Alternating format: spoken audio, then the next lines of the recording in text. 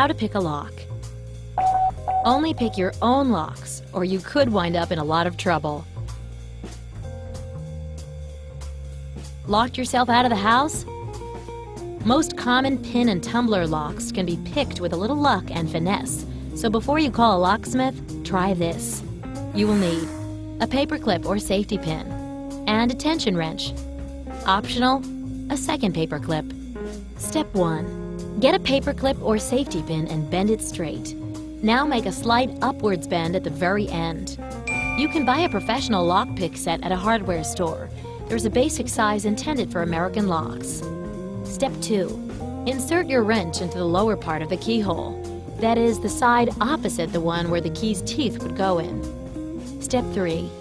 Figure out which way the lock needs to be turned to open by turning the wrench clockwise and then counterclockwise. You'll feel which way has more give.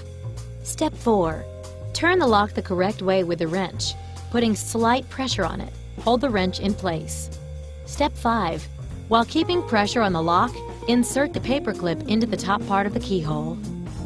Step 6. Feel around the keyhole with a paper clip until you locate the pins. If you're picking a common door lock, there will most likely be at least 5 of them in a row. Before you start, many experts suggest raking the lock.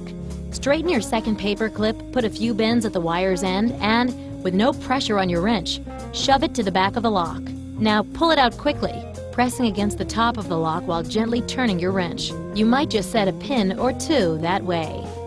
Step 7. Now for the actual picking. One at a time, push each pin up with a paper clip.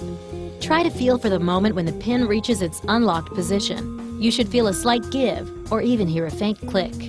Start with the pin furthest away from you, then move on to the next. Step 8. As you go, apply slightly more pressure with the wrench until you have all the pins lifted up. Step 9. Now turn the wrench fully. Voila! The lock will pop open. Did you know wooden locks were used as far back as 4,000 years ago in ancient Egypt?